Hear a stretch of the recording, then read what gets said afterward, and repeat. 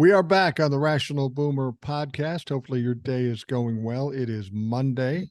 By the time you hear this, it will be Monday.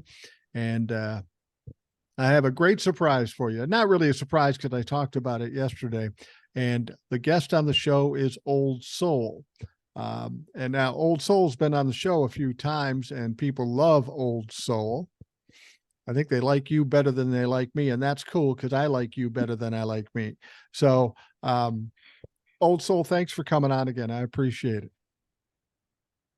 Thanks. I appreciate you, giving me and other people a voice as well. Thank you. I was talking about that on TikTok, and I made a statement on TikTok. I said, when I started the Rational Boomer thing, it wasn't for clout or to get TikTok famous or all that kind of shit. I was just frustrated with the Republicans always in the face of the Democrats, and the Democrats always taking the higher road and turning the cheek. And I knew if that was allowed to happen, the Republicans would continue to do it. So I said, you know what? The Democrats need a loudmouth motherfucker that's going to slap them back in the face as opposed to taking the shit. And I thought, well, I can do that. I can do that. Now, in order to accomplish that, I need some other folks that are a little more genteel, a little more diplomatic, and that brings us to Old Soul. So I appreciate your voice on this to kind of balance out the more aggressive side that I bring to it. Yeah, I'm a Michelle Obama fan, but I think you messed up a lot of people with that. When they go low, we go high, because that's not how you win a fight, especially when it's something that's important as democracy and rights for Americans. You can't just take the high road when all they know is the low road and dirty tricks and all that other type of stuff that they do. Taking the high road, that's not how you're going to win this fight. Well, what Michelle Obama said, that was the right thing, the right attitude, the Christian attitude to take. But like you say, when you're in a dirty fight, there's only one bit of advice that my father gave me that I took with me. Everything else was pretty much a waste because of who he was. But he told me, he said, if you're ever in a fight and there's a stick laying there, pick up that fucking stick before they do. And that's exactly right. Mm-hmm. Yeah, that's what my grandmother would tell me. She's like, put your back up against the fence so no one can get behind you. And whatever is in your reaching distance, you need to go for it. So I get it. That's good. Well, you and I could go on WWE and probably put on a good show, kicking old white guys' asses in the WWE. I'm looking forward to you, me, Ed, and Garage Door Jeff to come on the show like together? Standing in line getting tickets to see Matt Gaetz get punched in the face. I got the popcorn, so I'm there. Yeah, Matt Gaetz is just an oddball, but I'm kind of off of Matt Gaetz right now. I'm kind of focused on two people. First one being our new Speaker of the House, Mike Johnson. This fucker is a nutcase. And we were going to talk about you were going to talk about women and women's rights on this thing, and he's a perfect segue into that because this guy is so much against women's rights on every fucking level. He's got to piss you off. To no end. To no end. To no end. I think like he's kind of in hot water right now with the extreme MAGA as well, because he was saying that he adopted a black son and he saw the difference between his black son and his white son and all this. But then it comes out he didn't adopt this kid. He was only 14, but at the time, Johnson was 25. So now they're trying to figure out like, wait, that was kind of odd. Why were you a single man at 25 with this little young black boy in your house? So now they're trying to dig up all this dirt on him. And it's like, just 2 days ago, y'all was just bragging, MAGA Mike and all this other kind of stuff. So I'm not going to feel bad when they start bringing up dirt and throwing his name through the mud. I'm not going to feel bad for him at all. I don't want to start. I don't want to start any rumors because I don't know any facts. But I'm glad you brought that up. I've been kind of reluctant to bring it up because I try not to go unless I know everything about it. And I've read about it, and I know you've read about it. At 25 years old, this guy adopts a 19-year-old young black boy, but doesn't really adopt him officially. There's no paperwork on it. And the question is, yeah, they were saying the boy was 14 at the time. Right. Now, here's a guy who hates women, who hates the Yep. LGBTQ, is a slimy evangelical. You mix all that shit together, there's going to be some sketchy shit coming out on this motherfucker. I'm just guessing, but I've seen it before and I've seen it again. It reminds me of Matt Gaetz um, Um, adopting, but not adopting a young Hispanic boy when he was a young man and unmarried. There's some weird, fishy shit going on there. It makes no sense. Maybe it's because I hate Mike Johnson for who he is, but uh, I'm worried that that shit's going to blow up in his face. He's going to wish he stayed under the radar. but like I know that with the Republican Party, every accusation is a confession. For The absolutely. way that he hates women and the LGBTQ community is coming from somewhere. So I think there's something within him that's making him deflect that out. And the source of that hatred that he has is coming from somewhere. And right now he put himself in a spotlight that big, and he's thinking that whatever skeletons he has in his closet can stay in there. Don't work like that. Don't work But like that. well, They you could have stayed in the closet if he would have stayed in his place and been quiet Mike Johnson, but when he put himself in the spotlight, it's it, going to come out. it sounds like somebody else. It sounds like his Lord and Savior, Donald Trump. He could have flown under the radar for the rest of his life, lived happy, Yeah. healthy, and enjoying his life. But his ego got away from him. They step up into a higher platform. They now become a small fish in a big pond that they can't control. Now all of a sudden they realize I'm fucked. And this guy Yeah, is not a smart it's guy. going to make them both look bad. Donald Trump too, because Donald Trump is stamping his name all over this. Yeah. So even though he stamped his name on Jim Jordan and he's supposed to be this kingmaker, he's not accepting responsibility for that failure, but he wants credit for Johnson's success, so to speak. So it's going to make Trump look bad as well. You know, the thing I don't understand, and I'm trying to figure out, when Jim Jordan came up to try to be elected Speaker of the House, there was one representative, Republican, Ken Buck. He said, "I'll never Yeah. vote. I'll never vote for Jim Jordan. He's crazy." But then when this Mike Johnson came up, who's clearly just as, if not more crazy than Jim Jordan, just not as loud about it, everybody vote for him, including Yeah. this Ken Buck. So clearly the craziness or this shit isn't the real reason. It's about who they think can get elected. And they were desperate. They needed to elect somebody because they were being embarrassed every day. It was just kind of a shitstorm. And they grabbed on to the first guy they thought they could get elected. And it's not going to go well for them. This guy is going to destroy the Republican Party even more so than they've already done it. Yeah, not only that, but it was their you know how they have this lack of curiosity where they don't want to educate themselves on anything. You would think when you're voting for a Speaker of the House, you know that person inside out. You would think. And they were so desperate, they went with the first person because he just looked normal without digging in his background. They didn't even know who he was. They was Googling him just like we were Googling him.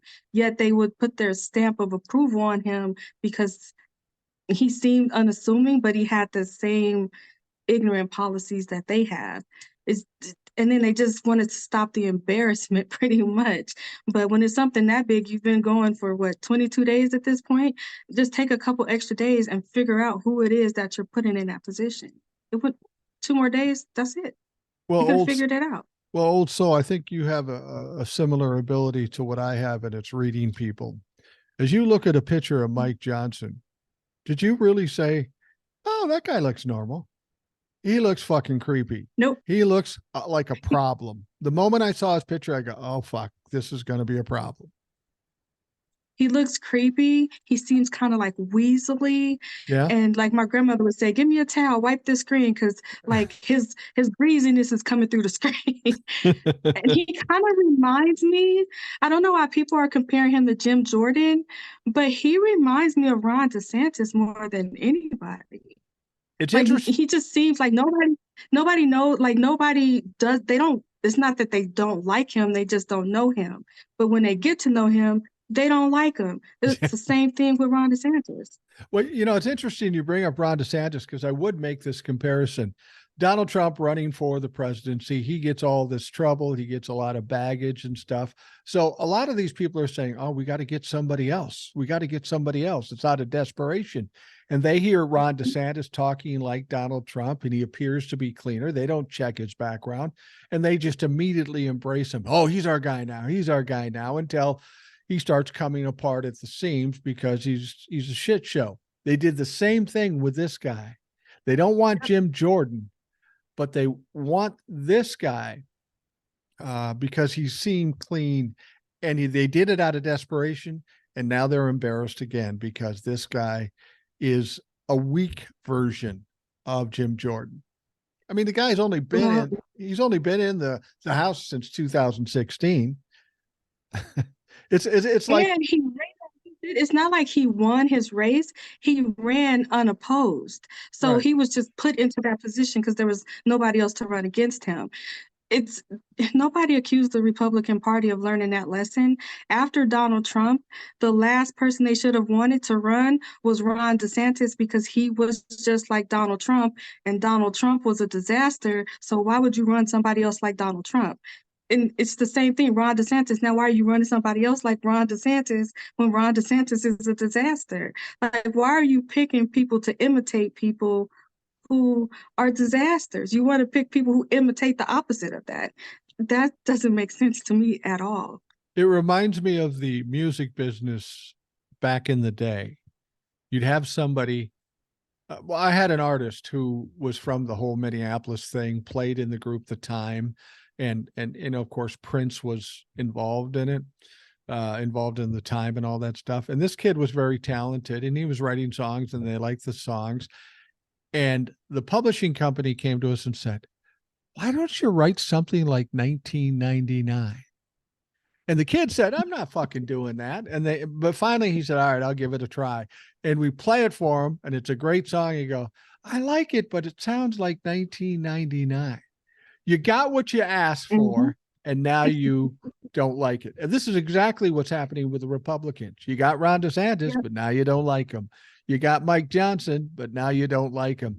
This is a party that's flailing right now. They don't know what to do. And every time they do Yeah. something, they're fucking losing. Yeah, and they're scared to try something different. They're scared to think different. They're afraid to take a different approach to things. It's like, you have to progress forward, try something different, appeal to more people, adapt to the way things are going now. But they're constantly regressing, like they want to regress back to the 1950s and roll back all these laws. But it's the regression that's is making you lose. You need to progress forward and move on with the rest of society. You can't stay stuck with the same ideas and stagnate yourself in the same place. You gotta move on, and they're unwilling to do that. I don't Well, I don't understand it. I don't yeah, get that at all. well, I think they're still fearful of Donald Trump, and they've had many chances to step away from Donald Trump and the whole MAGA thing. I mean, let's be honest, MAGA is only a small minority in the Republican caucus in the House. Why they haven't stepped away when they've had their chances, I don't know. They just come back in the fold and they get pushed around by MAGA when they shouldn't. Um, I, I, I wanted to bring up one other person who's in this whole mess, and it's more of a personal thing, but it's a national thing too. Um, and I've talked about it on TikTok. You know how the Republicans have been trying to undermine the Democrats since the start of this presidential election season. They're going to bring in the no labels party with Joe Manchin. Oh, he'll take votes away from Joe Biden. That didn't fucking work. Then they decide to bring in Robert F. Kennedy Jr. and try to get him to primary Joe Biden because he'll take votes away from Joe Biden. He's nothing but a Republican incel. And of course, that didn't work. And he decides then to go into a third party, and the Republicans realize, wait a fucking minute, he's going to take votes away from us. No, he's a bad guy. Let's cancel him. There's another guy that is from my state. And the more I hear about it, the more it pisses me off. He's a representative in the House. His name is Dean Phillips. He not only represents my state, he represents my very district. He is a Democrat, but he's a Oh, very wealthy guy. He's an heir to Phillips vodka or whatever. It's a shitty vodka, but he's made a lot of money off of it. And he got voted in, and he's been pretty much under the radar. I even know some people that know him that say, oh, he's a really nice guy. All of a sudden, he decides, I think I'm going to run for president.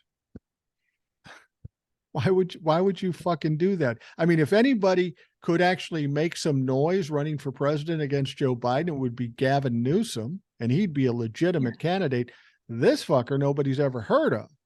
Nobody's, even in yeah. Minnesota, half the people don't know who he is. So he decides to run, and he's basically saying, well, Joe's old, his polling's not real good. I'm a young, smart guy. I'll come in there because if Joe runs, he'll lose to Trump, which is totally fucking ridiculous. And I'm angry at this guy because I think it's all about his ego, and he represents me, so I'm pissed off. But then I find out It's something today. Did you know that he got a donation in 2019 from none other than Harlan Crow? The guy that has made Clarence Thomas his bitch, the guy that owns Clarence Thomas. That's who is funding this motherfucker. I told him on the TikTok, I said, Dean, you represent me. Keep in mind, you work for me and all of us around here. I'm going to make it my personal mission, not only to make sure you're not president, that you're not a fucking representative in DC ever again. This is ridiculous. And it's constant. It's just constant little side things going on by the Republicans trying to pick away. None of it's going to work. It's just insulting that they do it. Yeah, I think that they try to treat the Democratic Party the same way that they treat their base. So it's like all these little things that will work on MAGA or low information voters, they just assume that that is going to work on everyone. And instead of seeing what happened with Kennedy and learning from that, they're like, oh, well, we can try someone else. It's like you're you're doubling your work when you could just run on a platform of helping the American people, and it'll get you to where you need to go instead of like taking all these little side trips, and you're still not going anywhere. You're just going in circles. It's insulting to us, but at the same time it just shows how, I don't know, it's pretty insulting how simple-minded they are, to where they can't figure out to just do the right thing and then they can get what they want. I don't get that part, but The Republicans they're pretty simple. yeah, it's infantile, it's childish. Yeah. And it Mhm. reminds me of being well, I was the older brother, so it's probably me doing it. But you'd be on a trip or going someplace in the car with mom and dad. You'd have a brother, a sister, and a brother sitting in the back seat waiting to go, whatever. And there's always one asshole in the family, and they're already picking at you and picking at you. And the kids say, Mom, he's touching me. And then, of course, they stick their finger real close to your face. I'm not touching you. I'm not touching you.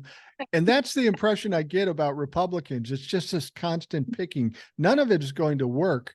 They can't argue policy or truth or justice or rule of law. So they got to play these little fucking games to own the libtards. And they keep losing and they keep doing it. Well, you use what you have, right? So if True. you don't have policy and you don't have intelligence, what are you left with? You only know how to play games. You only know how to cause chaos. Right. That's what they have. So they're using what they have. Unfortunately, what they have is not really skills. It's not anything that's valued by the American people as a whole. And they're using it, but that's the only thing that they have to use. If they had something else, they'd use it, but they don't have anything else there to use, and they're not trying to learn anything else either. If they would, maybe reach across the aisle, work with Democrats, maybe get mentored, learn some things, that would be different, but they have no interest in doing that at all. No, they None. don't. It was interesting with this shooting in Maine. That was a weird situation for me because we had been there the week before, and then this happens with the shooting. Thankfully, they found the guy. Thankfully, he was dead, and hopefully, Maine can try to get back to some semblance of normality. But when asked, I'm going back to the Speaker of the House, Mike Johnson, when asked about this, his opinion on it, and this will bring me to what you wanted to talk about. He says, well, it's not about guns. It's about all the other things like in the 60s and 70s, abortion, feminism, women's right. That's what caused the shooting. I was thinking about you when I heard him say that. And I'm thinking, Old Soul is a pretty quiet, sensitive, compassionate woman. This has got to piss her off. It did because when you think about it, the oh, you have those little outliers where it may be a woman. I believe we had one shooter that was transgender. You may Right. have, a person of color here or there, but the overwhelming majority of these shooters are Caucasian males. Right. And you have to figure out what is it that we're teaching them? What are they missing? Are they lacking that's causing them to do this? You cannot say that this is because of women when women are not the ones who are doing this. So in his mind, he's thinking if he had a wife that couldn't leave him, he wouldn't be upset and he wouldn't be shooting. If a woman was to give him all these babies, he wouldn't be upset and he wouldn't be shooting. No, there's something missing inside of him, which is caused by the culture that he's being raised in, that's causing them to lash out in this type of way. And instead of looking at that issue, they're pointing the finger at other people. And for whatever reason, this sucker is pointing his finger at women. And You I'm heard like, it. women Old have Soul's nothing. cussing now. You got her wired. We got her wound up. She's cussing. She said, you wanted to say It's something not, else, but you went to sucker, didn't you? it's not our fault that men are doing this. Take responsibility. And I think what I'm thinking the reason that it is because they're brought up to believe that, you're here and everybody else is down here. So you Right. should be successful. You should be able to have all of these things. And when that doesn't happen, they don't know how to handle it. They look for other people to blame. And instead of changing that culture and addressing those issues and not making them feel less than if they are not like this big alpha male type of person, they look down on them, they talk down on them. And Right. I'm pretty sure if you're already going through some stuff, that's just going to make it worse. But for whatever reason, he thinks it's women's fault, but he needs to look at the culture in which these people are being raised in and why they're feeling empty and why they're being driven to do the things that they're doing. And if they're not willing to do that, the least they could do is stop putting guns in these people's hands. That's Stop doing that. If you're not going to address the underlying issues, don't give them the weapons to do it in the first place. Well, I'll be Just honest with stop. you. I'll be honest with you. Looking at Mike Johnson, I don't think anybody's ever accused him of being an alpha male. He looked like the guy that got beat up at the schoolyard every other day. And Yeah, now he's angry. He gets a little power and he plays this evangelical thing. I mean, let's be honest, evangelicals, I'm not a fan. Evangelicals have come after me in my own family because I've said that. I had one guy say, "You said evangelicals are the one of the worst enemies to this country," and he wanted me to say, "I'm sorry." He says, "I'm an evangelical," and he wanted me to say, "I'm sorry." I said, "Yeah, I said that." And I still believe it. But let's be honest, evangelicals, as well as a lot of extreme religions, look at women as second class citizen. The fact that you mhm, want power makes you dangerous. That's or yeah, if you happen to be a person of color, that makes you dangerous if you want the power of everybody else. They want you to be under them. It's yeah. important. hmm Because that's the only way that they feel like they have any power. They've felt for a long time that they're in control of this is not America. This is their country. The rest of us, I guess we just live in here. They're Right. they're allowing us to live here. Right. And now they're feeling like they're losing control of their country. And they're doing everything that they can to like keep that hold on it. But they don't understand like that's been gone a long time ago. You haven't been able to control this country. That's why they're lashing out the way that they are. And you're seeing these I need lifts in my shoes type of Johnson, DeSantis types of guys, like they know they're not alpha, they know they're not strong, but they have to project that onto everyone else, which is insane that they can't accept themselves for who they are. They have to blame someone else. And for whatever reason, this particular person is targeting women, which is just he has a wife, he has daughters, he came from a woman. So how could you demonize women? It's insane to me. It's Well, insane. well, There's and that something going on with that. well, there's something going on with the Republican Party overall. It makes no common sense to embrace Yeah. abortion, to demean women or try to diminish women when they're half of the voting bloc in this country. What are you, fucking stupid? Yeah. How are you going to win any election if you piss off more than half? Because, as much as there are 50% of the women, some of us on the male side support women. So we're now Yeah. talking about 75% of the country. How are you going to win an election? It's almost like they're giving it away. They know they're going to lose, so they're just going to get as vile as they possibly can get. Well, what they're doing, and they're doing it to women in the Republican Party. The rest of us aren't falling for it. Is they're using manipulation and they're weaponizing religion. And even when he was asked in his Hannity interview, like, hey, who are you? And he's just like, hey, pick up a Bible in your room, and that's me. First of all, you're assuming that everybody in this country has a Bible in their room, and they don't. And then if you are going to live by the letter of the Bible, then why are you following a man like Donald Trump? Right. You had Right. absolutely no problem filing documents on January 6th. You have no problem with the Supreme Court lying as they swore in, and your Bible isn't telling you anything about bearing false witness I, I, or I false testimony. Like you're not like you're not living by the Bible. You're picking and choosing what you want out of it, and you're using it to weaponize it. And for whatever reason, there's some women who are allowing themselves to be manipulated. And like that has to stop. If they lose the support of the women in the Republican Party, they're going to crash just as fast. Well, they're already crashing. They're just going to go down quicker. I don't think women in the Republican Party know how much power that they have. And they really need to stop allowing men to tell them that they don't have that power. They're trying to take it because they know you have the power. It's like they're the only ones that don't know this yet. And they need to realize that you because know, it's they're it, putting themselves in bad situations. I think woman's place in a family or in a marriage or whatever is generational to an extent. I had a weird when I was young. I had my two grandparents. I had four grandparents, but these two grandparents, my grandfather was fairly quiet but very strong and very smart and a wonderful guy. He's one of my best friends, and my grandmother was more, I won't say domineering, but she was more headed that way. She was a nice woman and she loved me and we got along great.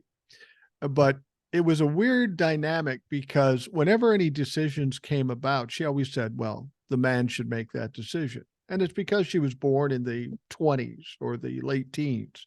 That was a different attitude. But the funny thing about it is she always deferred to him to make the choices. But she bossed that motherfucker around all the time. You got to eat this. You can't do that. We're going here. And it was a weird dynamic because she played into that generational thing that the man's the boss.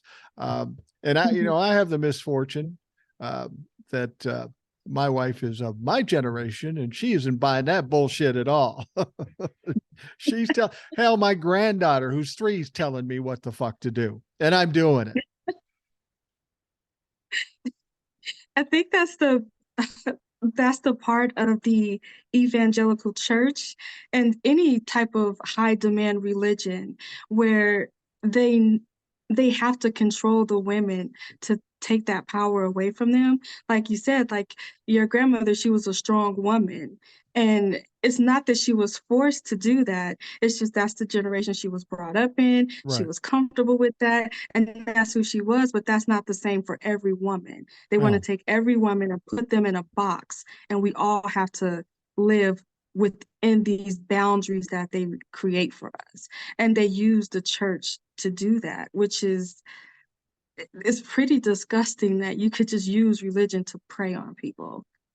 Well, and I've gotten a little trouble where I've said I'm not pro church at all. I'm not pro religion. I do believe in God. I pray every night. I try to live my life according to what's right, not to the letter of the law of the Bible, because if there's a woman committing adultery, I'm probably not going to stone her to death. But You're not gonna burn her at the stake No, either? come on, let's get a crowd, get some rocks, let's go. But but my problem with religion is this is that religion to me are clubs Yeah, owned, operated by humans who are by nature fallible, who could be caught yeah, up in greed and power struggles and stuff like that. And they're taking something that's pure and they're using it for their yeah, own self-enrichment. That's where I have the yeah, problem with churches.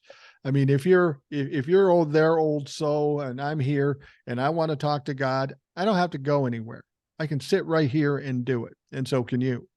And as yeah, long as churches, you know, uh, support that, as opposed to them wanting to control what you think and how you do things, teaching me is fine because we could all learn some things. But when they want to control you, that's where religion goes off the fucking tracks. And I just can't accept it. yeah. They're supposed to be uplifting and Mhm. empowering. And it seems like a lot of them, it's in particular evangelicals, and I don't mean to beat up on them, but I do. they're the ones that I I do. see I on hate those television. motherfuckers. But it's like they do the opposite of that.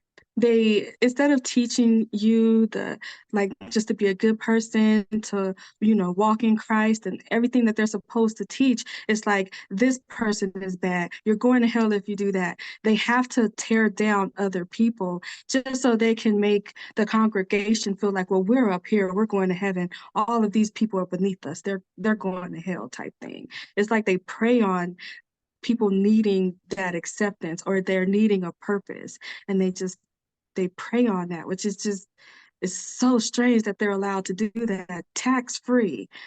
Yeah. I don't. Well, and Mm-mm. it's not just evangelicals either. We don't need to just pound on them. If you look at Catholics, if you Yeah, look at Mormons, a lot of religions, they're not quite as egregious as say the evangelicals. But if you go into those churches, and I have, uh, they're all about Catholics, all about Mormons, all about the people in their group. But if you happen to think something differently, well, you're either going to go to hell or you're at a lower level of heaven, which is absolutely yeah. ridiculous. These groups, if you're not with us, you're against us, you know? And that's where I have the I'm problem because not. that isn't how God, that isn't God.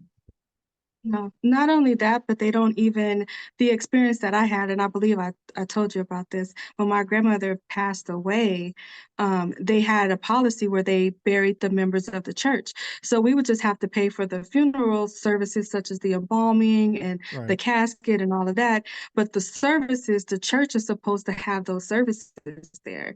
And she was like raised in that church. She was there when it was a tent and they were still building walls. And so when we went to them, they were just saying that they couldn't find her name in the member book. And I was like, well, when she was a member of this church, there was no member book. But you saw her here every Sunday. She paid her tithe. She did all of this. Like, we had to fight tooth and nail to get them to allow for us to have the services at the church for free. And Right. so it's like I went through the motions of burying my grandmother and grieving, and I never stepped foot in a church again. I just, it's a, like, you knew this woman and you had the nerve to look at me in the face and, oh yeah, I saw Miss Nina here every Sunday, but her name isn't in this book. It wouldn't have cost them anything. They just had to open the doors and turn on the lights. We had everything else. So that kind of made me feel they're just all about themselves. And now when I think about it, like, the pastor always had his suede shoes on, his Yeah. Cadillac, and all, and and he never, like, if you go to him, they had a fund. If you needed help paying a light bill or something and you paid your tithes, they would help you. There was never one person that they helped with that fund that they were collecting that Oh, money of on. course not. So it's when you give that type of power over yourself to man, whether they're in a church or outside of a church, it could not go well for you sometimes. You have to watch out, no matter who the person is. I'm I'm suspicious of any really overtly over the top religious person that's trying to preach to me all the Oh, time yeah. because those people I've found in my experience in my 63 years, those people ending up being the most despicable motherfuckers with the most shit to hide and the most skeletons. And I'm thinking of Mike Johnson in this case. That always seems to Yeah. be the case. I know friends of mine that have gotten really religious. And I go, Yeah, but I know you, motherfucker. I know what you've done and I know how you act. But you put on this religious air so everybody goes, oh, he's such a wonderful man. It's bullshit and it gets tiring. And I got to think when you get to heaven, God's going to go, well, now, nice to see you, because it's not going to go well for them. Mm-mm, mm-mm. Let me He ask you is. let me ask you a question. We were talking about evangelicals and wives, right? Um, Mhm. but I think where you really got to think about is families where the dad is the boss and the women are second class. How do you think that affects? We know what it does to the wife, but young girls that are being raised in that situation. It affects them in ways that they don't even realize. So an example would be like there was a white girl, she was trying to get into Ivy League. She didn't get in. And so instead of her mother comforting her and saying, "Hey, let's just go to another school, let's get some community service, maybe some interns, pump up your resume, and then we'll apply again later. You can get there. We can do this." Instead of letting her know that she has the power to do that, they file a lawsuit, they take it to the Supreme Court. Now all of a sudden, affirmative action is overturned. Right. But what they didn't realize is that the group in America that benefited the most from affirmative action is white women. Right. So Right. now you've taken away a, a resource that your daughter had to get herself up out of, whether it's a small town, a rural town, you can't afford college, or, like you're putting her in a situation that she does not have to be in. And you're doing that because the church is teaching you to teach her that she's helpless and she can't do this on her own, or maybe she should just pray about it, or maybe that's not what God wants, or for some reason the church wants to blame other people. So they put the stereotype in their heads that you're not going to benefit from this type of service. The others are. So if you're not deserving of it, they're not deserving of it. Or God doesn't want to give handouts to these other people, not knowing that they're hurting themselves. And it's like it really affects these girls because they feel powerless. They don't feel like they can accomplish things without praying 5 times a day, or without Right. being married, or without having a bunch of children. And it's like, no, you have the power where you can do this on your own. You don't need anybody else except for yourself and the strength that you have within yourself. It could be rough, but you can get through it. You can do it. Well, And I I wish think that they would encourage you to do that. absolutely. I think parents do a disservice to their kids if they try to keep them quiet and they try to keep them under their thumb and Yeah. they don't cultivate their natural curiosity and things like that. Because in this world, one thing I've learned in this world, you need to be bold if you want to be successful. If you're bold and you speak out, you will be considered a leader. Whether you are a leader or not, they will consider you that, and that will put you in a better situation. My 3-year-old granddaughter, for example, she is the boldest little human I've ever seen. She will walk up to Yeah. anybody with a dog and say, is your dog friendly? And they'll say, yeah. Can I pet your dog? Yeah. And she'll pet the dog and she'll say hi to anybody, ask them what their name is. And I told my son, I said, she's bold and that's hard to deal with right now, but do not tamp that down. That boldness, that Right. confidence will make her successful years down the road. And I think too many people are afraid or cowering, and that's what puts them in a bad situation as life goes on. They're waiting for something to happen, or they're waiting for somebody else Yeah. to do something. You need you need to be assertive in this world to get ahead. Yeah, and even with your granddaughter, it's setting her up for success and to be a leader, but it's also making that path there that much easier, Right. because she won't be withdrawn within herself. She won't be afraid of her voice. She won't be afraid to call out BS when she sees it, or when someone is trying to take advantage of her. And when you silence that, or when you dim that light inside of them, it makes it harder for them because they feel like they can't speak out. They feel like they can't say anything. They don't want to be this aggressive, bitter woman.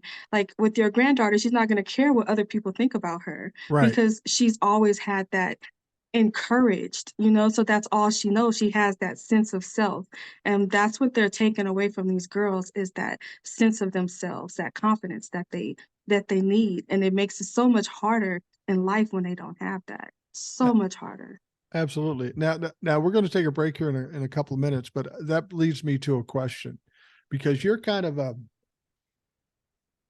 you yourself are kind of an interesting study because for all Thank intents you. and purposes, you're a soft, compassionate, well-spoken woman. Uh, but you're nobody's fool either. I mean, how was it that you were raised to be able to balance that out? I mean, I'm not going to be anybody's fool either, but that's pretty fucking clear by my personality. You're a little different story. You can sneak up on people and then hammer that bastard. I can't do that. How were you raised and how did you end up this way? I have four brothers. Oh, okay, gotcha. Only girl. But my grandmother would always say, speak softly. I'm like, why do you have to speak softly? She was like, because then they have to shut up to hear you. Right, And true. That's a so good point. it's like, it's not about being the loudest person in the room. It's No, about getting people to hear what you have to say. And so that's how I learned to kind of be even tempered, keep my voice low. I can raise it, but I have to be pushed to that point to raise it. So that's pretty much I try to live by what she taught me that, you know, if you speak softly, they have to shut up to hear you. If you're yelling and they're yelling, nobody's hearing what the other person says. So anytime I would get into it with my brothers and I would be yelling, she'd be like, calm it down a little bit. And so I would just talk regular and they'll be like, what'd you say? And my grandma would be like, well, if you be quiet, you can hear her. So I just kind of use that kind of like to get people to hear me and listen to what I have to say. It's not by yelling at them, but talking to them.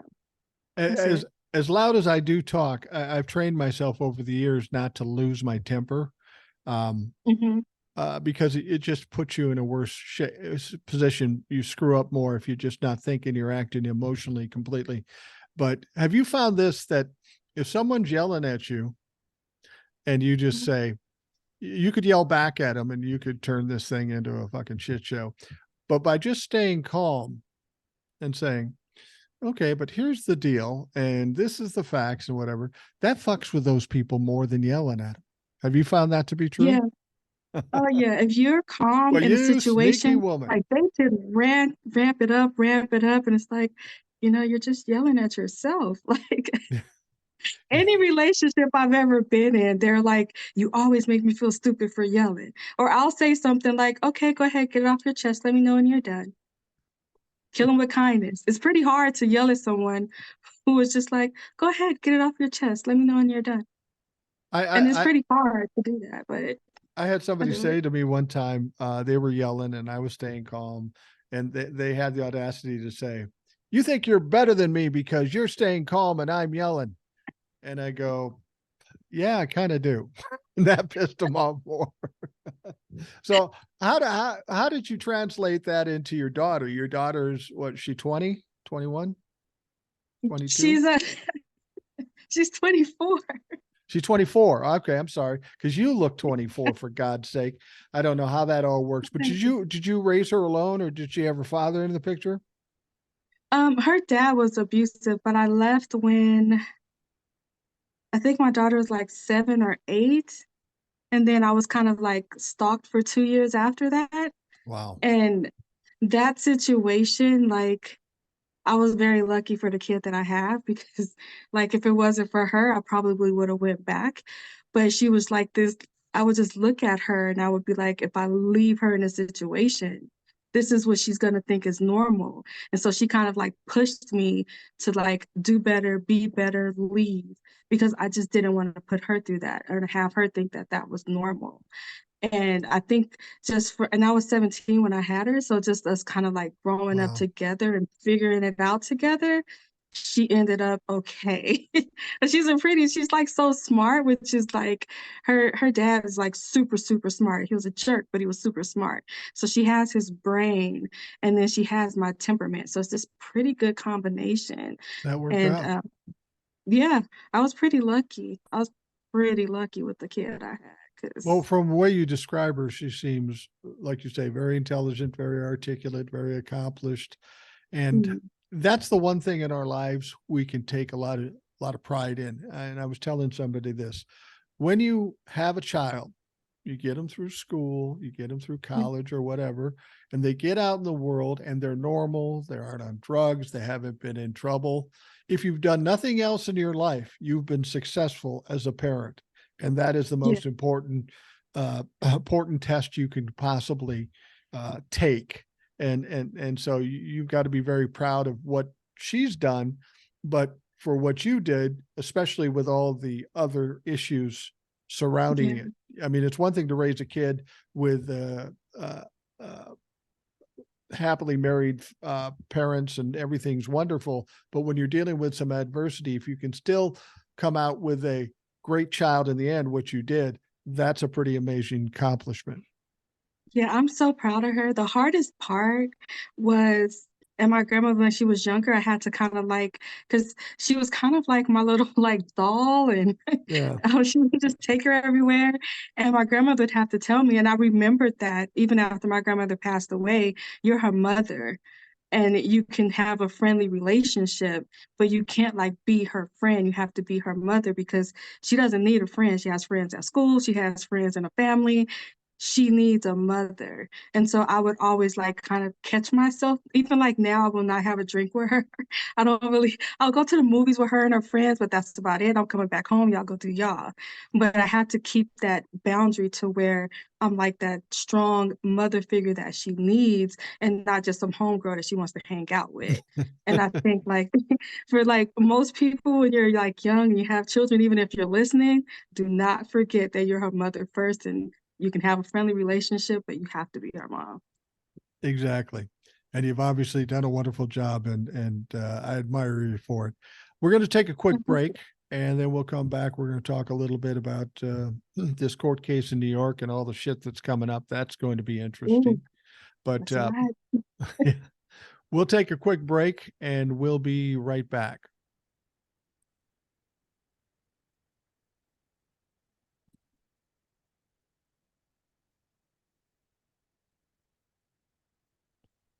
We are back on the Rational Boomer podcast. I have the good fortune to have Old Soul as my guest on the podcast. I look forward to it. All of you who listen look forward to it. She's become kind of a Rational Boomer favorite. Did you ever imagine that you would have that much impact on so many people? Because you really have. No, I didn't. I didn't. I was expecting you But to it's say, nice "Hell though. yeah, I'm a bad bitch," but you would But never say that. like there's a couple of times when people wrote in emails and I would like, play the episode for my daughter to listen to, and she's like, "Well, duh, mom, you're so like awesome."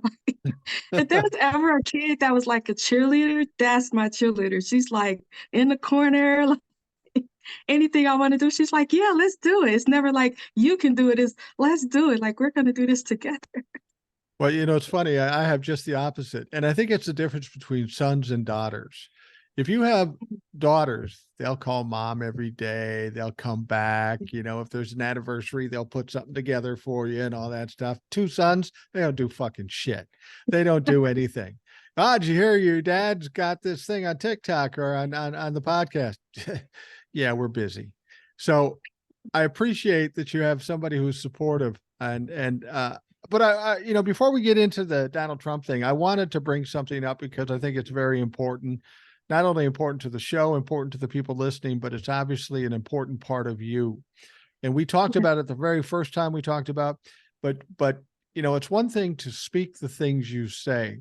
A lot of people say a lot of things, but you kind of back it up with your actions. You have um, a strong feeling about certain things, and there's things that you do to actually show that you're serious about it. And you were just talking to me about it before, right after we took the break. So please expand on that. Yeah, so I do volunteer work for the National Abortion Federation, which is just, they pay for women and girls in states who have banned abortion to travel to get abortion. So to expand resources, they will pay for them to come to my state because I am in a safe haven state And instead of spending money on a hotel or Lyfts and Ubers, they stay with me. And then either myself or my daughter, we can take them to different appointments that they need. That way, they're just paying for them to come here. And then they can use those other resources for someone who may need a hotel, kind of like stretches out the resources to as many people as possible. And that's my small part that I play in it, is just opening up my home. And I'm gonna cook anyway, so I'm gonna cook for you too. And if you need a ride, I got you.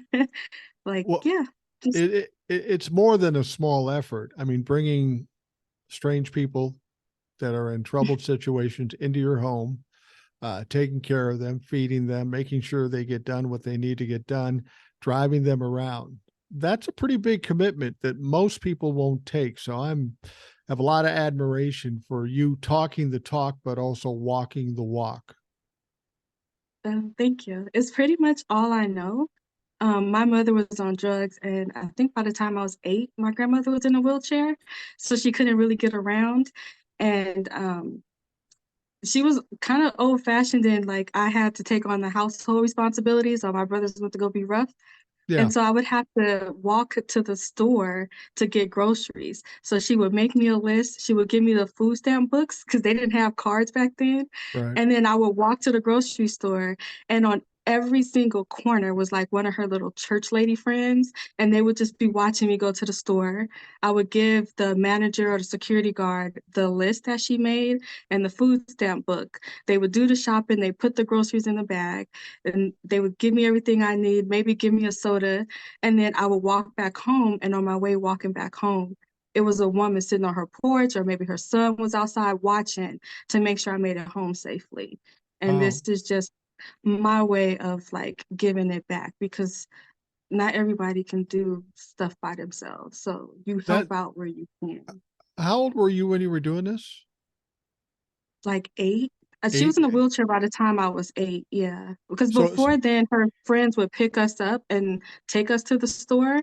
But when she became wheelchair bound, her friend wasn't able to do that any longer. And then simultaneously, like she had like a double knee replacement, and she just couldn't walk anymore. So those two things happened at the same time. There was no one to take me to the store, and she was in a wheelchair. So the only thing I could do is walk to the store. But I was so little. But other people, they just kind of kept the eye out for me when I wow, that's walked. amazing. That's impressive. I remember when I was young, much different situation. I was 2 blocks away from a busy street and a grocery store. And this is Hmm. the 60s and early 60s, pretty much, when I'm about 8, 9, 10 years old. My mom would send me to the store with a note that said, please sell my son some cigarettes. Here's 50 cents.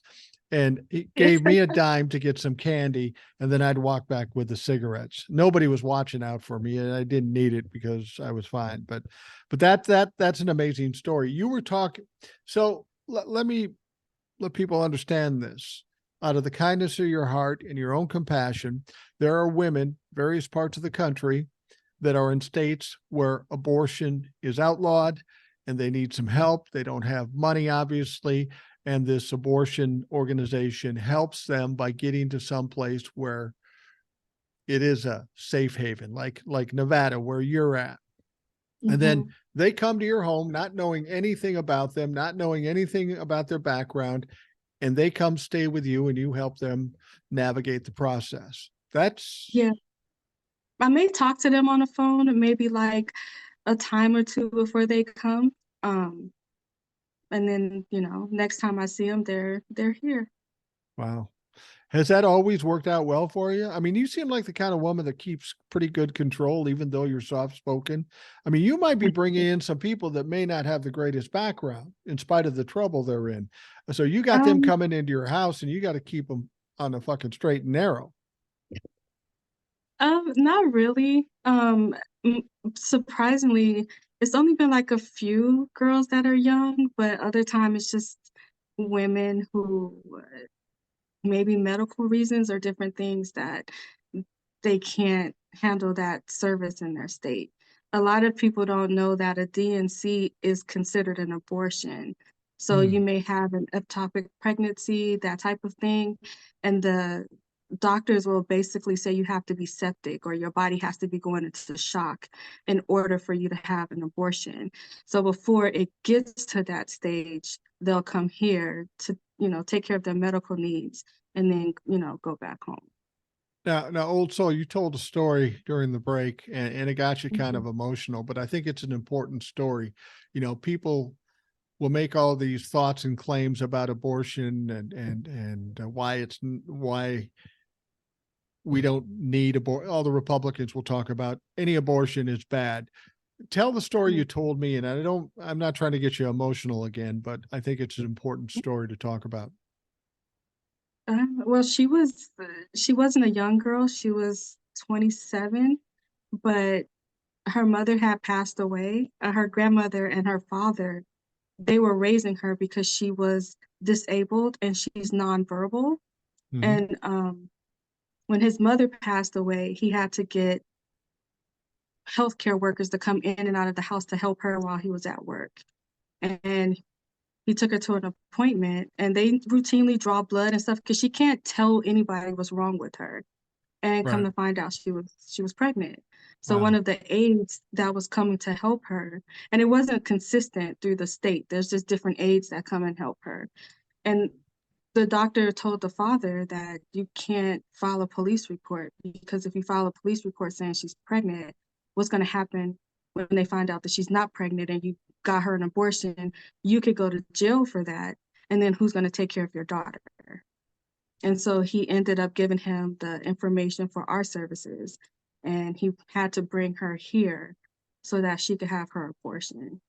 And the reason I was getting choked, she's like, you don't have to be verbal to see someone's spirit. And she was just like so innocent. She didn't know what was going on. And I just tried to make her feel as comfortable as possible. And her dad was just trying to tell her she's going to have doctors help her with her tummy. And that's what she thought what was going on. She didn't know anything else. But for him, it's the guilt that he felt of having these ideas about women in his head and policies, because he's in a deep red area that he helped promote. But the worst part for him is like he wasn't able to protect her. He didn't know this was going on. And he was telling me one time he just wonders if she still remembers what happened to her, if she thinks about that, if she dreams about that, like how does she feel about that? Because she's not able to tell him that. And so he can't even sleep and having a hard time eating. But not Wow. only could he not protect her, but he can't find the person that did that to her and make sure they're held accountable. Because if he files that police report to say someone did this to her and she's had an abortion and he brought her across state lines to have that abortion, he's going to jail. And then what happens to her, like the doctor said, what's going to happen to your daughter? So you're saying But naturally you luckily would he try to had a get a DNA. provider that helped him. I mean, like, what are you going to do when you go back home and you're Yeah. not supposed to take your daughter across state lines to have an abortion? So You can't that's file a police report that could end you up in jail. wow. That And I don't know if you know this or not, or if other people know this, but Texas, they just passed a law. I think the city is Lubbock, where if you're a woman, you can't drive through that town because that's where a lot of women were going into Mexico to get the medical care that they need. So pregnant women can't go that way any longer in Texas. But that was just kind of like a blueprint for that because now that it passed in Texas, there's other states that's doing this as well. So it's right. not like women just want to not be on birth control. They just rather have an abortion, which is not true. It's the most vulnerable people that is being affected by this. So I mean, that is like the worst story, and that's the hardest one to talk about. I can imagine. I can't imagine being the father in that position, knowing Mhm. that your daughter was assaulted and she's vulnerable on top of it, and there's nothing you can do about it.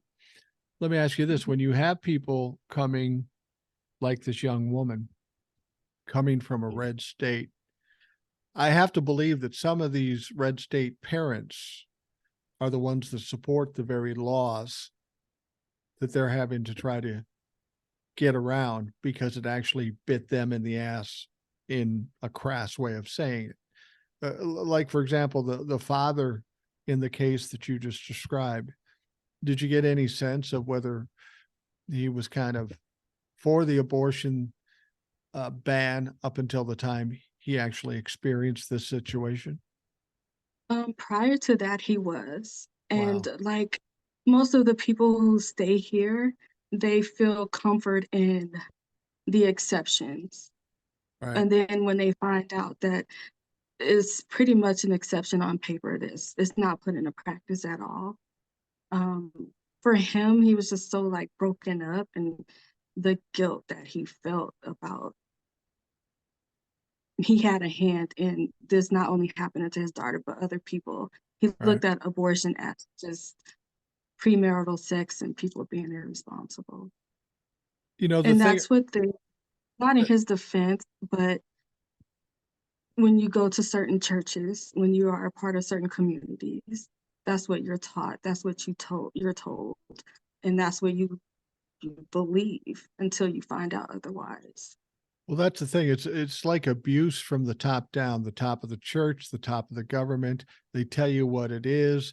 You presume that you're being told the truth, or they're being honest with you, and they're not. And then you take that concept in, and then something like this happens. Now he's going to spend the rest of his life guilty, feeling horrible. The question is, He what is he is going to do about it? Is he going to move? Is he going to change his stance?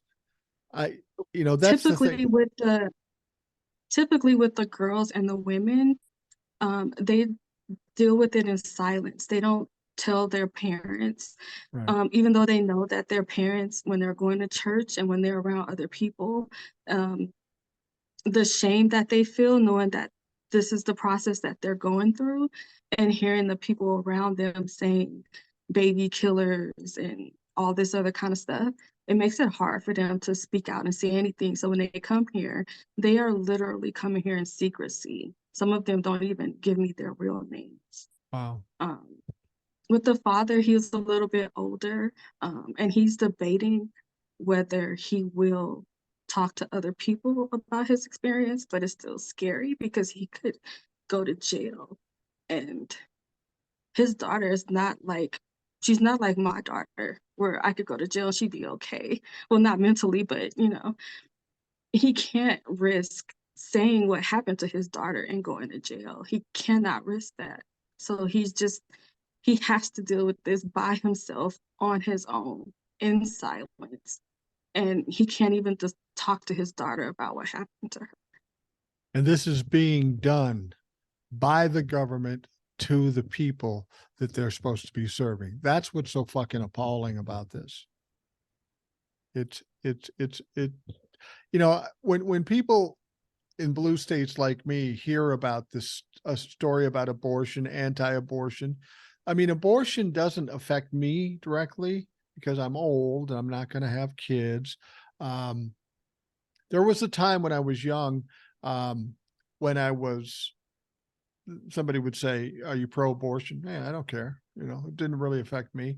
And then when I had kids, it made me think about it a little bit more because, but at the same time, I don't believe somebody's rights should be taken away. I mean, there are many things in life that aren't the most pleasant things that we have to do, but it is the best and only choice in this situation. And when you have the government dictating choices that are black and white when they aren't black and white, like that's why I wanted to tell you this, you to tell the story, because there are people in blue states that are for pro-life or pro-choice, but they don't really understand the intricacies of what's actually going on. It's real easy to be pro-life, but anybody with any common sense or decency hears a story like that, they can't possibly fault that father or that daughter for doing what they did. It's fucking, it, we need more people, and this is why I I, wanted you to explain it. the point that's missing too, that I just there's a caregiver out there taking care of vulnerable people that's getting away with this Right. Exactly. because he lives in a red state. And what's somebody gonna do? That's difficult. That's really difficult. And like I say, it's abuse from top to bottom. Uh, this young woman was abused, no question about it. But by virtue of his government and his church, this gentleman was abused. He was misinformed. Yeah, And it put him in a situation that he's going to suffer with for the rest of his life. The guilt of this situation and yeah, the confusion of it. And it's fucking crazy. yeah. And like other women, when he goes to church functions or he's around his circle of people, and they say those types of things, baby killers and that type of stuff, Right. he's gonna have to look at his daughter and know what happened to her. They don't care about the language that they use. They don't care about demonizing people that have to go through these types of things. They don't really consider other op they don't consider what other people could possibly be going through. It's just a stigma that they have in their head that you shouldn't have been doing it, and now you have to. Or maybe like the new Speaker of the House, uh, maybe if more people had babies, we wouldn't need Social Security. Well, I was going to bring that up. That's how ridiculous this idiot is. He, Mike Johnson, the new Speaker of the House, says abortion is killing babies. And if we didn't kill babies, then we'd have more people working and we'd have a better economy. Fuck you. I am so fucking tired of Republicans basing everything on money. When they're in those jobs, they're specifically doing one thing: public service. Not creating profit, but public service. And until you start doing public service, fuck you. And they aren't. And these are when a woman does have a baby or a child, she chooses to do that. She's giving birth to life, a child. She's Right. not giving birth to your worker. You can't say you need to give birth to these workers so that they could work until they can't work anymore. And then another worker will just step in and help take care of them because I want to be rich and eliminate our safety net programs such as Medicare and Social Security. Well, They're not looking at us as people. and the It's Republican just, Party have a hard time understanding that uh, a person, you, me, a baby, whatever, doesn't matter the gender, doesn't matter the race, it doesn't matter the religion they're brought up in, it doesn't matter if they're rich or poor. They all deserve the same kind of consideration, the same kind of treatment. And that's where the Republicans fail. They are, and the religious, the evangelicals. These are the special people, and these are all the serfs. And we've got to teach these poor, dumb people to live like us, which they never will. So we'll just lord over them for the rest of their fucking lives. And that's appalling. yeah. And people don't understand that these people in positions of power making these types of decisions guaranteed if they had a mistress or a daughter that needed an abortion, they Right. would put them on a plane and make sure that they got the care that they needed. They just don't want you to be able to do that. Right. Exactly. Now, we're going to get on to some other things, but we've had you do this in the podcast before, and Thank I'll you. have you do it again. Now, I'm sorry to upset you, I but got I through think, that. what? I got through that one. That's a rough one. Yeah, it Okay. is a rough one, but I think it's important for other people to hear that maybe aren't as knowledgeable about the kind of things that are going on. But you've given out numbers and emails and such before about where people, if they're listening to this show, they can contact you or contact the organization you work with. Why don't you give us that just so folks out Yeah, there have? what I can do is once you post a video, so they don't have to go back and rewind it, I can just throw it in the comment section. Okay, that sounds good. That sounds perfect. Because I know the last time you started getting emails asking for the information. Well, I'm happy to do that. I'm happy to do that. You could just, it might be easier because the comments, well, there's a lot of comments on YouTube, but Oh, this is also going to be on the audio podcast too. So they wouldn't necessarily have the comments opportunity. Uh, okay. why don't you do this?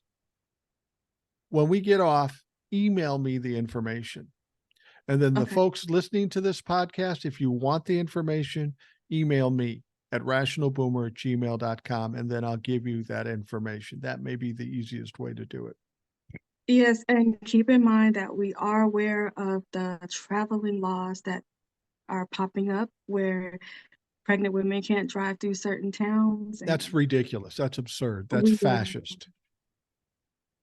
yeah, it's very unconstitutional, but we Texas, Lubbock was the starting point. We see other states starting to do that.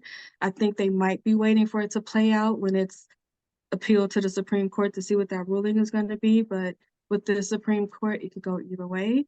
But don't not reach out because you have traveling laws in your state now. It's still reach out. It's okay to do so. You know, the organization, they're aware of that. All right. That you're right. That is a tough story and a tough topic.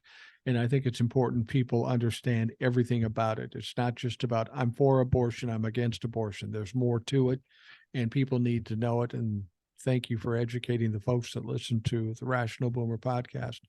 And as I've always said, it isn't just about me saying things or just about you old souls saying things. It's about giving this to people who are listening, who then give it to other people, to give it to other people. And that's how you kind of build a groundswell, a Yeah, grassroots effort. and keep in mind that even though it's like what I tell myself and what I was telling myself before talking about this was as difficult as it is for me to say it and to tell this story, it's a lot more difficult for the people who have to live it. And if they Absolutely. can live through it, I can say it. All right. Thank you. Thank you for that. And again, email me if you need information like this. We'll keep it anonymous and all that sort of stuff. Just email me and I'll send it to you, and that'll be it.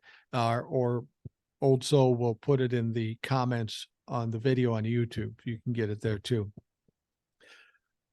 It's hard. That's a hard story to follow, but I wanted to move on to some other things.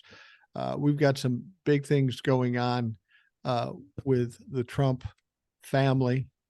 I feel like we're at a Mm. pivot point right now. The next week to 10 days is going to be a big problem for the Trumps. We have the lawsuit in New York, Letitia James suing Trump, his two sons, and his company, and some other people in the company. And I've said before many times that I think this particular trial may be the most devastating to Donald Trump, because once this gets done, whatever happens in the criminal charges, there won't be much left of them anyway. You know, it'll just be throwing out the trash. But in the next week to 10 days, we know that Donald Trump is testifying on November 6th. We know that Ivanka, Don Jr., and Eric have to testify before him. We're sitting here at October 30th.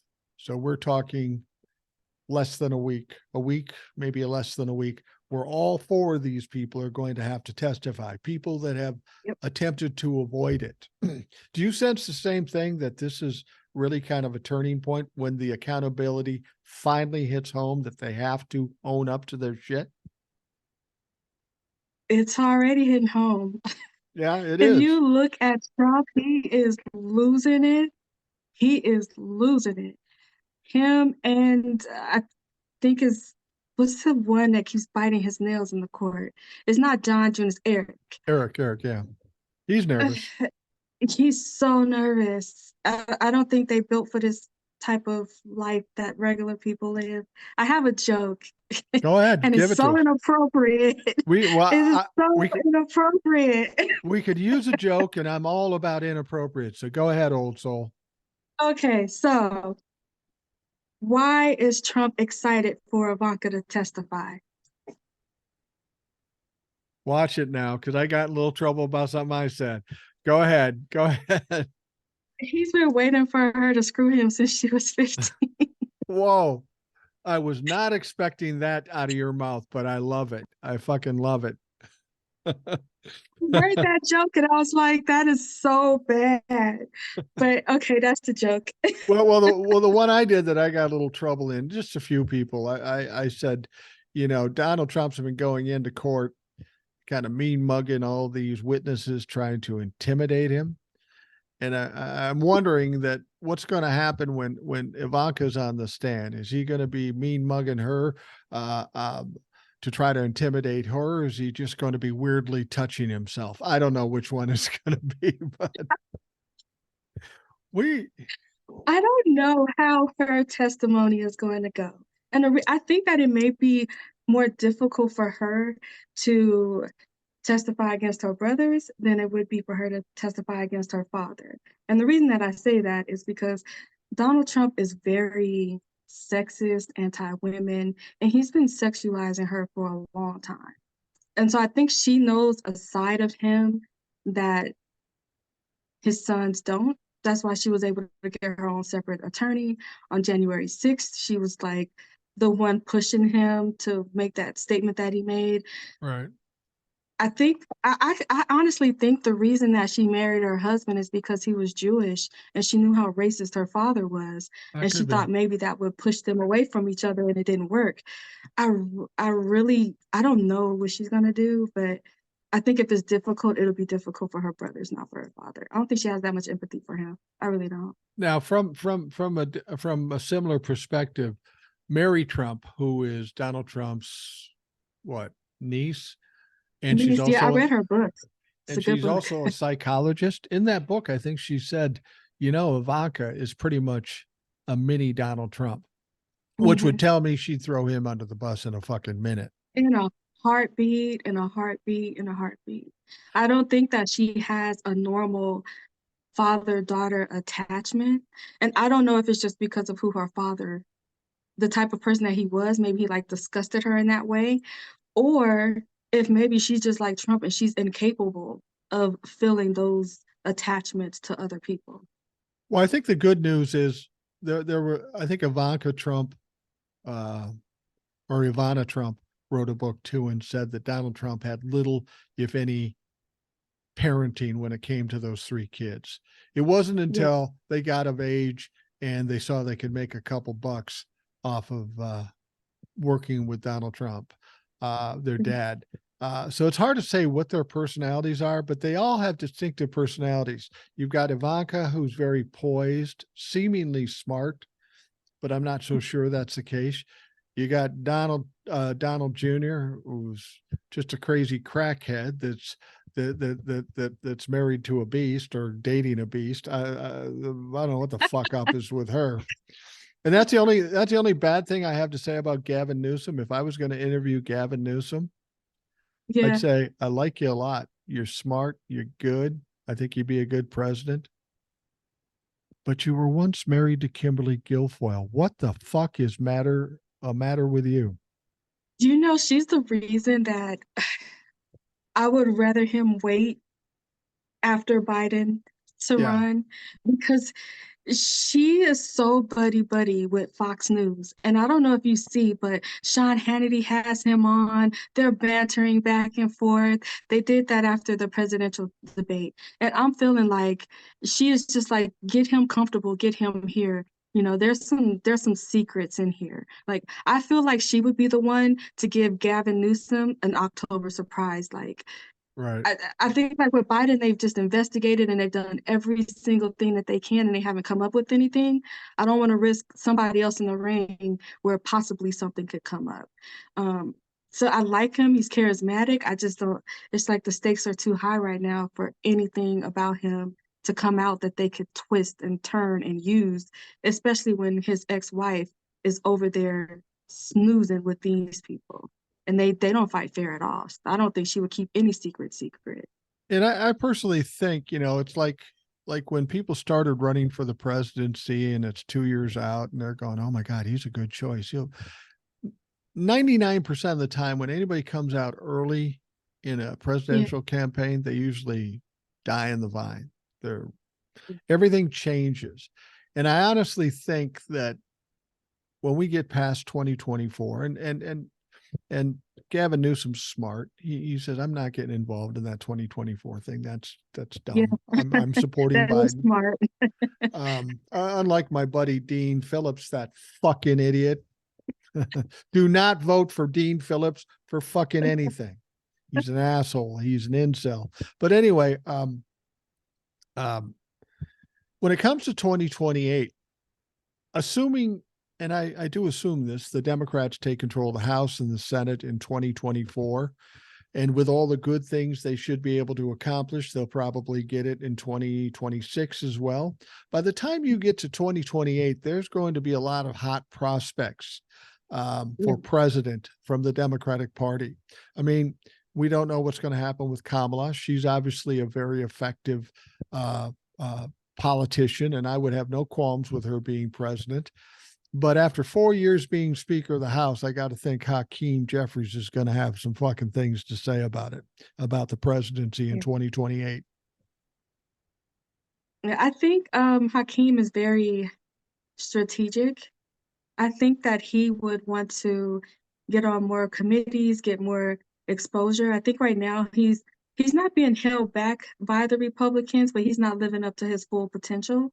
I think with him, I don't think he would run like within the next couple of terms, but I think he would run after that. I Like look I at think it, he would let someone else get in there and do 8 years, and then he would throw his hat in the ring. I look at Hakeem Jeffries as similar to Obama, but with a fucking Denzel edge. You know what I'm saying? Yeah. He's an excellent orator with Yeah. swag. That's what I say. I like the way he does the same thing all the time. He'll point counterpoint things. He'll go and this over here and that over there, and it's very effective because that's one of the things I learned about this. If you could simplify things and make people Yeah. understand, you have a lot more power. And And he still stays professional when he did it. He just did a press conference when they were asking him about Marjorie Taylor Greene's censorship. And it's like in a professional way. He just said, if the House Republicans want to engage in censorship, I think we should make that the top of the list. Like yeah, instead of saying, "Oh yeah, that heifer gotta go," he just very casually in a professional way was like, "Bring it," And right, I just like that about him because he doesn't back down from these questions. And even though he knows that right now they have the power of the purse, and like I'm really proud that the Democrats in the House, they're not cleaning up their messes and trying to save them from this embarrassment that they're going through. They're just letting it all hang out, right. and they are not coming to their rescue. And I think he's instrumental in that. I tell you, one of the things that I was very impressed by too is there's this video of Nancy Pelosi walking through the Capitol, and somebody asked her a question about what's going on. I can't even remember what the question was, and she just looked at him and said, "You're going to have to ask Hakeem Jeffries. He's the leader of this caucus in the House." I'm going, wow, that's exactly what she should say, and that's impressive Yeah, for a woman who's been in control for so long. I hadn't seen that, but that's pretty impressive. And it shows a contrast to the Republicans because Kevin McCarthy is still giving press conferences on Face the Nation, talking about the current situation in the House. You're not the speaker any longer. You're And nobody, he's still taking that lead. And last I heard, he hadn't even moved out of that office yet. So right? he's like Trump likes to play president. He's still playing speaker. And I'm like, this is so weird. I want to say to him, bitch, you represent Fresno. Move over. Fucking sit down. Nothing against Fresno. I've never been there. I hear it's a wonderful place, but you did vote for Kevin McCarthy, so fuck you. Right. Multiple times. Multiple times. That said, I have to take the blame for Dean Phillips in my district. He got voted in here too. And but so as you said, Donald Trump looks like he's coming apart at the seams. My point of talking about them being, one right after the other testifying, Donald Trump has really gone out of his way to violate this gag order that Judge Engoron has given. He gave him 5,000, then he gave him 10,000, then he gave him 15,000. At some point, the judge is going to have enough. I know there's a lot of reticence in putting the former president in jail. There's a lot of political issues, But Donald Trump is one of these people that's just not going to stop. They may not have any choice. They got to shut him up because he's dangerous. And if putting Yeah. him in jail even for 5 days doesn't send a message to him, I don't know what the fuck will. I'm interested to see, especially after this week, what he's saying, because he's been freaking out. This is even going to be more freaky. It's, having Princess Ivanka testifying against him is a lot different than Michael Cohen. It's a lot worse. So I'm going to be interested to see how he responds. He was in Vegas today, having one of his little hate rallies. It Really? wasn't a lot of people there. Yeah, it was very low energy.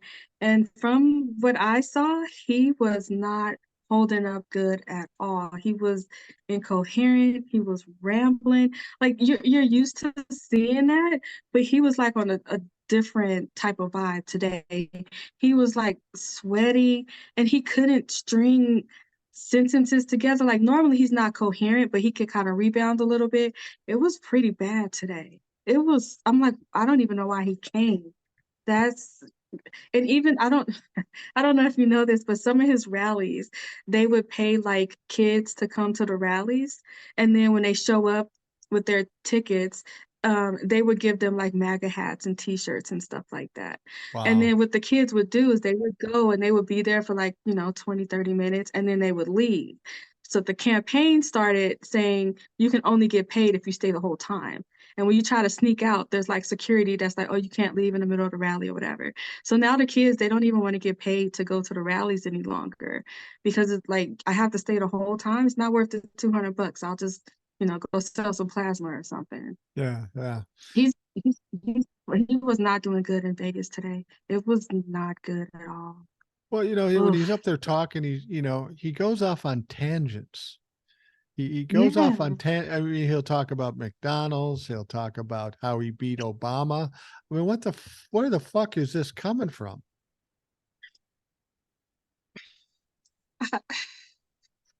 I'm trying You're, not to take pleasure in his oh, demise, but I, I'm, is I'm gonna giggle my ass off all the way. I'm sorry. I'm not as sophisticated as you are. I'll own it. I'll laugh all the way. And when it comes down to when he's done and over, I'm going to come back on TikTok and say, "Oh, you Trump fucks, what now? What now, motherfuckers?" oh man, it couldn't have happened to a nicer guy, I guess. Yeah. Don't you feel He's like not doing good now. He's not gonna do good during the trial. Personally, if I was giving him advice, but he doesn't listen to people that give him advice, certainly I not a don't black think that woman? yeah, I wouldn't want to be in if I had the option, because a lot of us, we don't have a choice. You're going to court every day. But Right. if I had the option not to show up versus sitting there and watching people that I'm very close to, in particular, my own children testify against me, there's no way I would just want to sit there, not because I'm a coward, because it's going to be so difficult for them to look at me while they say these things. I'm not going to want to put them through that. So for him to go and sit there and force his children to look at him while they say these things, that's I don't know any parent that would put their child through that if they didn't have to. Well, and Ugh. the thing is it's all about intimidation. He's the guy with the power. You should be fearful of him, and nobody has been fearful of him. So he's got to be going nuts. His normal strategies, his normal bullying tactics that he's done all of his life when he was a kid, when he was in business, it's not working. That's really got to be fucking with his head. Yeah, because he's learning something that most of us knew. He's not respected. People don't like him. No. He got fear and intimidation mixed up with respect. And that fear and that intimidation is wearing off. It's not working the same as it used to. It's a lot harder for people to lose respect for someone that they admire. That's why as cultists are still hanging on like that. But I think he is flabbergasted that the fear and the intimidation isn't working because he thought he was so respected. He thinks, these dictators respect him when they don't. They don't even fear him. He's just an idiot to them and they can just use him. But I think that he's getting that reality check that he's not respected. People don't look up to him the way that he thought they did. I think that's pretty difficult for him to accept as well. The real problem is going to be now he thinks he's the best person in the world. And then he assumes everybody thinks he's the best person in the world. Then the vast Yeah. majority of the country think he's a dipshit. But there's still a small faction of people that think he's the best person in the world. What happens when those people finally realize, oh, fuck, I've been wrong all these years? They won't want Well, to accept the fact that they're wrong. he knows that that's happening, and he can go to his rallies and see his crowd size just like everybody else. Right. He knows he's not pulling in the same numbers that he used to. He can see that, and he can deny it to himself all day long. But when he goes to, like, even out here, like that little, it's kind of like a school gymnasium he was in, and that Really. wasn't even full. You can go from, you know, hundreds of thousands of people in the stand cheering for you and clapping for you and watching you do this weird little dance to just barely being able to fill up a gymnasium. Like he can see that. You know what I mean? Like these are hard lessons to learn when you push an 80. Yeah. You Yeah. I Well, don't know and how he hasn't learned this by now. you It's have to gotta be hard to figure this out.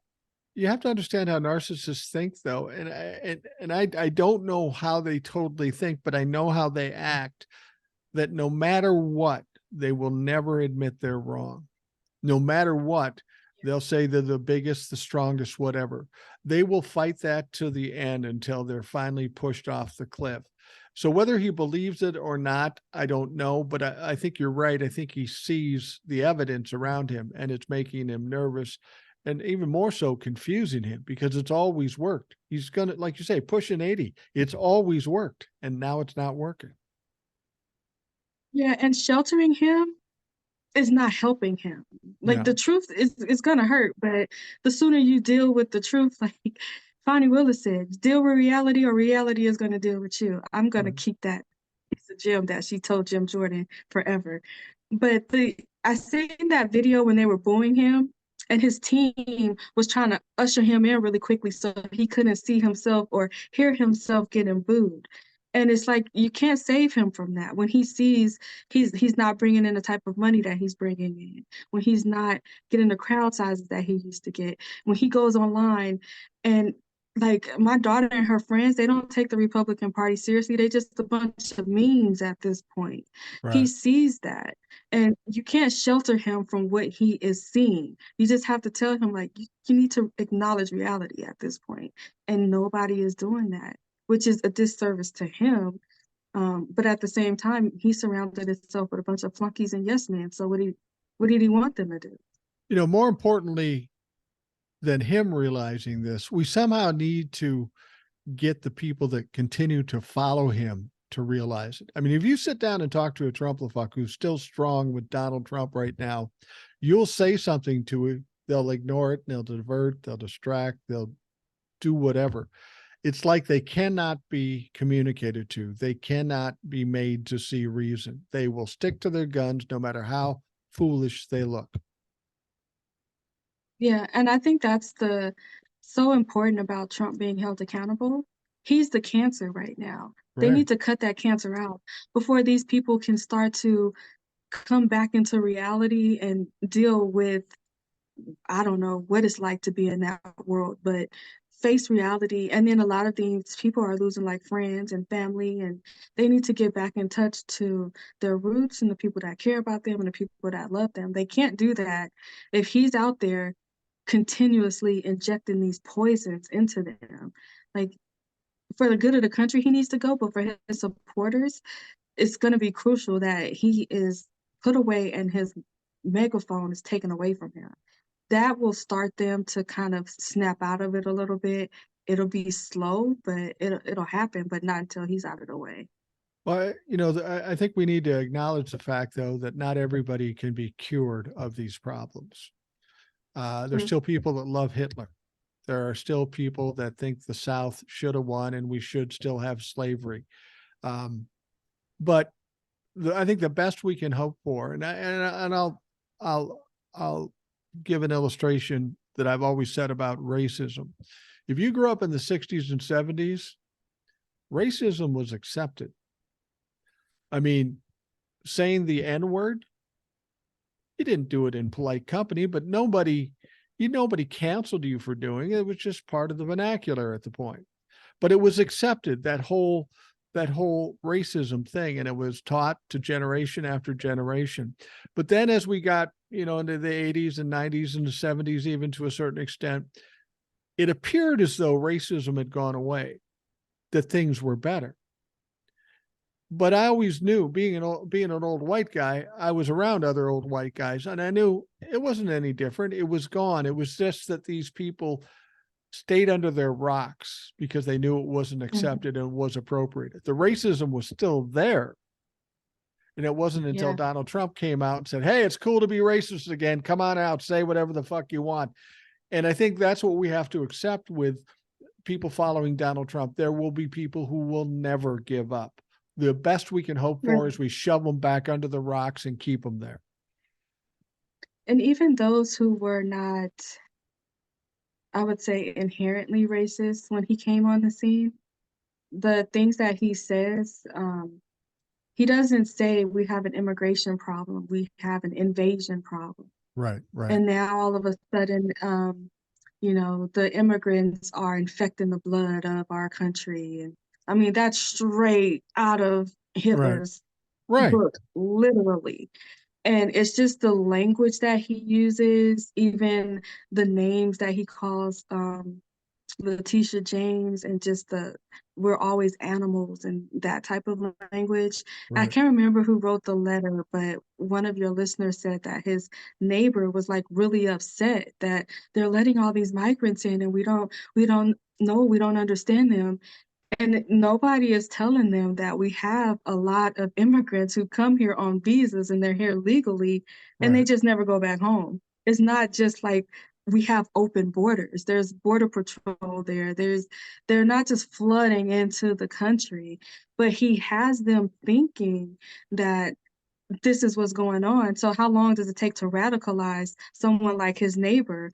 Now she's going to see a Hispanic person and she's going to clutch her purse when she's walking down the street, and that starts the process in her head of demonizing these people and thinking that they're bad and they're inhuman and that type of stuff, where she may not have been that type of person before, but now in her mind, she has it in her mind that they're evil, they're bad, they're rapists, they're poisoning our blood, they're emptying their asylums out. She really believes that. And for her to be so upset, I give him credit for just like looking at her like, okay, just walking away, because you can't reach those type of people. It's going to take a while for her to realize that the belief system that she has right now is not reality. So I don't think that everybody was racist. A lot of them were, trust me, because it seemed like not every Republican is racist, but all racists are Republicans type of thing. I think, but I can't say as a group that they were all like that. I think a lot of these people were indoctrinated into this mindset and into the way that they're thinking. It's real easy for an old white guy like me to say, yeah, I think we're done with racism. I think we did a good job with that. It's real easy because I don't know fuck all about having somebody racially speak out against me. But you make a good point about Donald Trump. Donald Trump was able to do this for one reason. He has this sick mind and this sick narrative that he puts out there. And it's only for one reason why he was able to change people's minds. It was because he had a platform. He had a pretty good platform. And then the media gave him a bigger platform. And just by virtue of him saying this shit, people are going, God, it must be true. And that's why I think it's important, like doing the Rational Boomer podcast or some of the other people that are doing similar things to us. We need to drown out that fucking noise and give the truth as best we can. Absolutely. Absolutely. And I couldn't think of a better spokesperson than Old Soul here. Because people he does listen that to you. now when he comes out of the courtroom. I don't understand why reporters are standing in a hallway They know the facts and they know what happened in the courtroom, but they're reporting off of what he said instead of reporting off of the facts. And then they ask him odd questions like, why are you asking Donald Trump about foreign policy? Right. Why are you asking him that? He has no idea about foreign policy. He's never a read a briefing in his life. And to be honest with you, he probably drawed on the back of him with Crayolas or something. Right. Why are you asking him about foreign policy? It makes absolute, you're giving him the same level of respect and credibility that you're giving Joe Biden, and Trump has done nothing to earn that. You don't see them running around asking Obama about foreign policy No. now. You don't see them going to George W. Bush and asking him about foreign policy now. But they will stand outside of a courtroom when this man is facing 97 indictments and sold he sold this country out, gave away our secrets for money, and Right. you're asking him about foreign policy. Well, what Well, they're doing like is what they've, that's exactly why we need your yeah. that's why we need your podcast, because if you had a chance to question Donald Trump, Oh, I I'm would pretty love sure that. you wouldn't ask him It would about. not be a pleasant experience for him.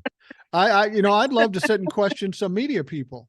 What the fuck are you thinking? Yeah, Can't you yeah, handle this interview? Because I don't understand what they're doing, what these people are doing at the courthouse, and what they've done from the beginning of the insurgence of Donald Trump become a candidate and then president. It's all about fucking clickbait. It's yeah. what Mhm. crazy shit can I get him to say so I can get people to watch my show or read my article or whatever. And that is Yeah, what gave him the credibility to even be considered to be a legitimate candidate for the president.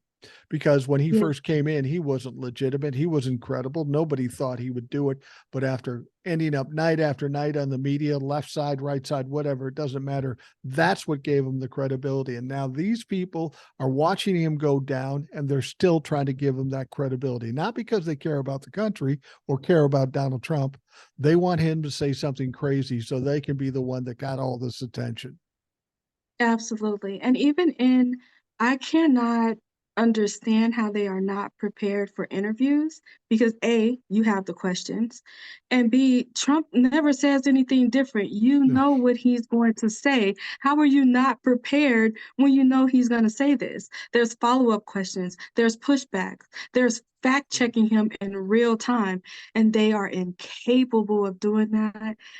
Boomer, I swear to God, that's the one thing that just infuriates me to no end is when you have a journalist sitting in front of Trump and just letting him run away with a conversation. Yeah, yeah. It infuriates me too. I mean, any good reporter or interviewer should not have to write Hmm. questions. It should be natural Yeah, curiosity, follow the conversation, ask questions off the answers, and it's not that hard to do if you're any good at what you do. But I've watched them on TV and they'll ask a question and he'll say something crazy and then they just move on to the next question.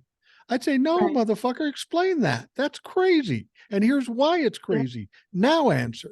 But nobody ever does it. And that was the And downfall of this country. yeah, and they are more than capable of doing it because I don't know if you were watching like Jake Tapper and everyone else when we were going through this whole selecting the Speaker of the House drama. They were giving it to the Republicans. Yeah, Like, you know how to ask questions, you know how to follow up, you know how to push them, you know how to call them out in real time and fact check them. But when it's Donald Trump, all of a sudden they forget these skills. Why is he being treated special? He's a criminal. He betrayed this country. He is the most I hate American person that you will meet in your life. Donald Trump, I can't think of the last time he said anything good about this country. We're a nation in decline. Our capital is SHIT. And, we were a great country, but now we're not. And if you elect me, we can be great again. Forget the right. other 225 years that we existed without Donald Trump. He just basically gets on stage and complains about how much America sucks. And I think it's what you say, like his narcissism. He knows he lost the election. He knows he lost it by over 7 million votes. So we rejected him. And so he's lashing out on us for rejecting him. And nobody calls him out like, why do you hate America so much? Joe Biden, like, there's nothing we can't do as a country. We can bounce back from this. We can work together. We can do this. He is hopeful and inspiring and encouraging when he speaks. Donald Trump is just like, yeah, this country is trash. It's Yeah. trash without me. You can't do this without me. Such an abuser. Oh Such, my God. I think we as a country have all like abused family members, having gone through what we've gone through. I Yeah. we're going to have to wrap things up here, but I was just going to mention one thing when you were talking about the media and how they don't follow up or don't seemingly know the obvious. Yeah. I don't have enough power on this podcast to ask this of this famous person, but I would love this to be the case. I would love one meme that I could play after every media person doesn't ask the right questions, doesn't follow up, or doesn't seem to know the facts behind what they're talking about. I'd like a meme with Samuel L. Jackson saying, Google, motherfucker, use it.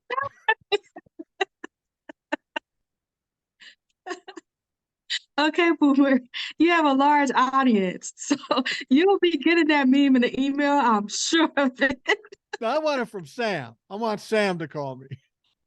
That won't happen. But anyway, You also, never know because you were just telling me that you got an invite to a show. yeah, So Tyler you don't Henry, his know who's mom called watching me. you, Boomer. I got to tell you this. Tyler Henry is a psychic on TV, and I've watched him, and I think he's a good kid. And my Yeah. wife is a huge fan. And his mom says, you know, we watch you, we like you, and we'd like to get you tickets when we're in town on November 11th. I said, yeah, right. I need proof of this shit because I got people inviting me to join the Illuminati, and I've got hundreds, literally hundreds of 20 something scantily clad women that seemingly want to get to know me better. So I'm a little suspect when I get things.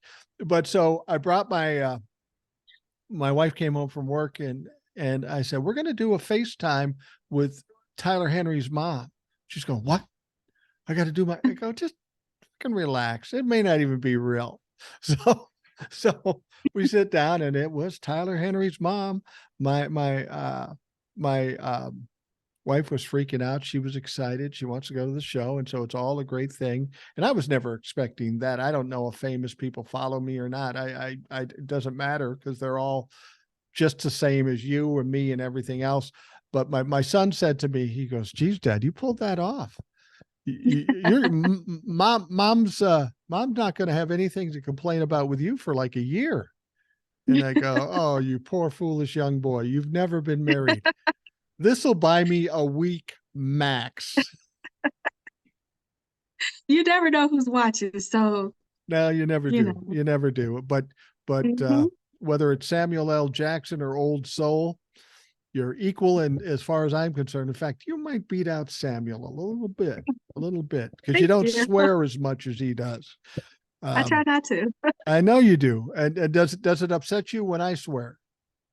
No, not at all. Because I get people coming to me. I had a friend of mine that I went to high school with. Now we were boys, back in the day, getting drunk, saying the F word all the time. He goes, Mike, I think you Yeah. shouldn't swear as much. And I looked at him, I said, fuck you. Because I know you, man. Anyway, I've held on to you way longer than I should have, but I know people are love hearing what you have to say. So I'm going to let you go here, but promise me you'll come back sometime very soon, because I know people will be bugging me about it. Absolutely. Thank you for the way that you use your platform. I appreciate it. I Well, appreciate it. And some of the women who stay with me, I'm gonna share it with them, and I'm pretty sure they'll appreciate you listening and sharing, what they're going through, what they went through. absolutely. That's the absolute least I can do. If I can offer any help to anybody in any way, that is worth me doing anything I do to actually make a difference. I'm old. I'm not looking to be famous or get rich or anything. If I can make a difference in any way or bring people on that can make a difference, like you obviously are making a difference, I feel honored to be able to do it. So thank you for giving me your attention first off, and then actually participating. That's been quite a gift. So thank you. Thank you. All right. We're going to wrap things up for the Rational Boomer podcast. I want to thank you all for taking the time out of the day. This has been a longer one, but I know you're not going to be bitching about it. But I hope you have a great day. And of course, we will talk to you again tomorrow.